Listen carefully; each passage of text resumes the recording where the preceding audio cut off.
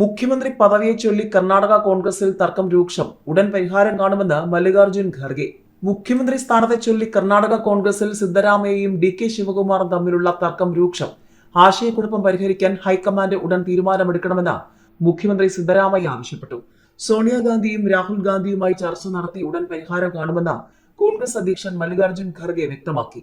മുഖ്യമന്ത്രി സ്ഥാനത്തെ ചൊല്ലിയുള്ള കർണാടകയിലെ തർക്കം ഹൈക്കമാൻഡിന് മുന്നിലെത്തിയിരിക്കുകയാണ്. 2.5 വർഷം എന്ന ടൈം അവസ്ഥ സിദ്ധരാമയ്യ തള്ളിയതോടെയാണ് തർക്കം രൂക്ഷമായത്. 2.5 വർഷം പൂർത്തിയാകുന്നതിന് ഒരാഴ്ച മുൻപേ കസേര ഒഴിയുമെന്നായിരുന്നു 2023 മെയ് 20 അധികാരത്തിലേറുന്ന വേളയിൽ സിദ്ധരാമയ്യ വ്യക്തമാക്കിയത്. 2.5 വർഷമായ നവംബർ 20 കഴിഞ്ഞിട്ടും കുലുക്കമില്ലാതായതോടെയാണ് തന്റെ പക്ഷത്തുള്ള 10 MLA-മാരെ ദില്ലിക്ക് അയച്ച് ഡി.കെ. ശിവകുമാർ കരിക്കൽ നീക്കിയത്. കൂടുതൽ MLA-മാർ ഡി.കെ. പക്ഷത്തോട് അടുക്കുകയാണ്. കഴിഞ്ഞ ദിവസം കർണാടകയിലെത്തിയ മല്ലികാർജുൻ ഖർഗെ ഇരു നേതാക്കളെയും കണ്ടിരുന്നു. പിന്നാലെയാണ് പാർട്ടി നേതൃത്വം നിലപാട് പറയണമെന്ന് സിദ്ധരാമയ്യ കടുപ്പിക്കുന്നതും ഹൈക്കമാൻഡ് ഇടപെടുമെന്ന് ഖാർഗെ വ്യക്തമാക്കിയതും. പദവിയിൽ സിദ്ധരാമയ്യ കടിച്ചു തൂങ്ങുന്നതിനോട് രാഹുൽ ഗാന്ധിക്ക് കടുത്ത അതൃപ്തിയുണ്ട്. നേതൃമാറ്റത്തിൽ ശിവകുമാറിന് അനുകൂല നീക്കം ഹൈക്കമാൻഡിൽ നിന്നുണ്ടാകുമെന്നാണ് സൂചന.